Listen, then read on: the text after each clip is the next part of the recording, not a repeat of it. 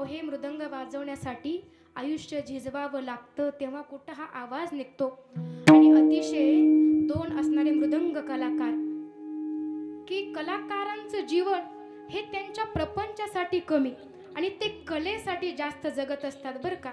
रात्रंदिवस 7-7 दिवस बाहेर गावी राहतात, फक्त प्रपंचासाठी कमी आणि कलेसाठी जास्त जीवन जगत असतात. आणि दोन मृदंगाचार्य परभणी जिल्ह्यातले संध्याकाळच्या वेळी कीर्तन करून घरी चालले होते आणि जात असताना अपघात झाला आणि त्या अपघातात 3 जण होते. त्यातले 2 मृदंगाचार्य आणि एक गावकरी होता त्यांचा. ते 3ही मृदंगाचार्य जागच्या जागी ठार झाले. बघा, त्यांचं वयही जास्त नव्हतं, 29-30 वर्षाचे, आणि ते गावकरी होते ते 46 वर्षाचे. मला सांगा, त्यांना वाटलं तरी असेल का बाबा आज आपला शेवटचा दिवस असेल म्हणून? आपण घरापर्यंत गेलेत, गावात गेलेत आणि असं अघटित असं घडलं. आणि मागची परिस्थिती बघाल तर अतिशय गरीब परिस्थिती.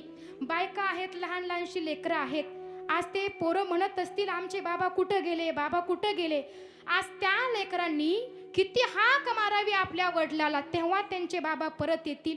आणि तो मृदंग वाजवण्यासाठी त्या दोन्ही कलाकारांनी, दत्ता महाराज मुडेकर आहेत आणि माऊली महाराज बोर्डीकर, या दोन्ही कलाकारांनी निम्म आयुष्य त्या मृदंग वाजवण्यासाठी, ती कला अवगत करण्यासाठी घालवलं.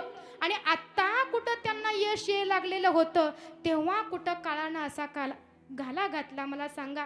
म्हणून काळ कधी येईल काहीच सांगू शकत नाही.